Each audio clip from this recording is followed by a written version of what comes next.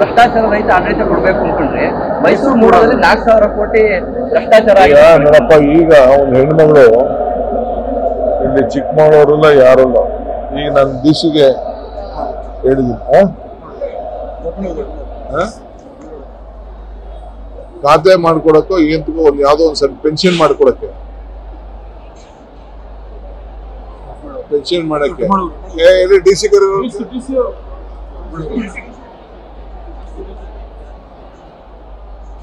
₹5,000 ಎಷ್ಟಕ್ಕೆ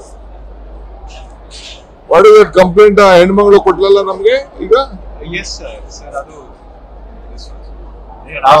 ಯಾರೋ ಹರ್ಷಿತಾ ಅಂತ ನಾಡ್ ಕಚೇರಿಲಿ ₹50,000 ಲಂಚ ಕೇಳ್ತಾ ಇದ್ದಾರೆ.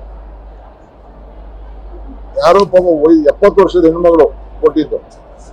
ನಾನ್ ಬರೆದು ಡಿ ಸಿ ಕೊಟ್ಟಿದ್ದೀನಿ, ಇನ್ನೇನು ಎನ್ಕ್ವೈರಿ ಮಾಡಿ ಅಂತ. ಏನ್ ನಿಜ ಆಗಿತ್ತು ಅಂದ್ರೆ ಸಾಯಂಕಾಲದೊಳಗೆ ಸಸ್ಪೆನ್ಷನ್ ನಾನು ಇಶ್ಯೂ ಮಾಡ್ತಾರೆ. ಹೇಳಿ, ನನಗೆ 4,000 ಕೋಟಿ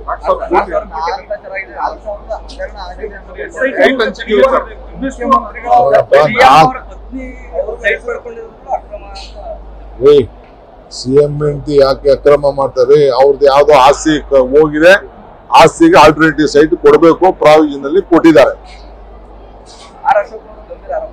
ಅಲ್ಲ ರೀ, ಅವ್ರ ಗೌರ್ಮೆಂಟ್ ಅಲ್ಲೇ ಕೊಟ್ಟಿದ್ದಾರೆ. ಬಿಜೆಪಿ ಗೌರ್ಮೆಂಟ್ ಇತ್ತಲ್ಲ, ಬಿಜೆಪಿ ಗೌರ್ಮೆಂಟ್ ಅಲ್ಲಿ ಅವರು ಜಮೀನು ಅಕ್ವಿಷನ್ ಆಗಿದೆ, ಅವ್ರು ಡಿನೋಟಿಫಿಕೇಶನ್ ಮಾಡ್ಕೊಂಡಿಲ್ಲ.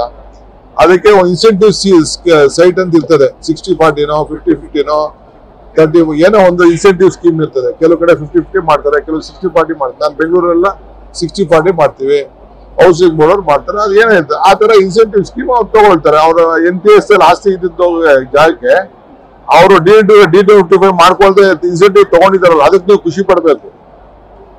ತಪ್ಪೇನಿದೆ? ಅವ್ರು ಹರ್ರು ಇದ್ದಾರೆ, ಅವ್ರು ತಗೊಂಡಿದ್ದಾರೆ. ಬೈರತಿ ಸುರೇಶ್ ಕೂಡ ಮೀಟಿಂಗ್ ಸಭೆ ಮಾಡಿದ್ದಾರೆ ಸರ್, 4 ಜನ ಟ್ರಾನ್ಸ್ಫರ್ ಮಾಡಿದ್ದಾರೆ. ಈಗ ನೋಡ್ರಿ, ನಮ್ಮ ಮುಖ್ಯಮಂತ್ರಿಗಳು ಯಾವುದೇ ಆಗಲಿ ಭ್ರಷ್ಟಾಚಾರಕ್ಕೆ ಅವರು ಬಹಳ ಕಠಿಣವಾಗಿದ್ದಾರೆ. ಯಾರೇ ತಪ್ಪು ಮಾಡಿದ್ರು ಅವ್ರ ಮೇಲೆ ಶಿಕ್ಷೆ ಮಾಡಬೇಕು, ತನಿಖೆ ಮಾಡಬೇಕು ಅಂತ ಹೇಳಿದ್ದಾರೆ. ಮರ್ಸಿಲೆಸ್ ಆಯ್ತಾ. ನನಗೆ ಡೀಟೇಲ್ ಇಂದ ನಾನು ತಿಳ್ಕೊಳಕ್ ಹೋಗಿಲ್ಲ. ನಾನು ಸ್ವಲ್ಪ ಮಾಧ್ಯಮದಲ್ಲಿ ನಾನು ನೋಡಿ ವಿಚಾರಿಸಿದೆ. ಸೊ ವಿ ಆರ್ ಮರ್ಸಿಲೆಸ್ ಆಗಿ ಆಕ್ಷನ್ ತಗೊಳ್ತಾರೆ.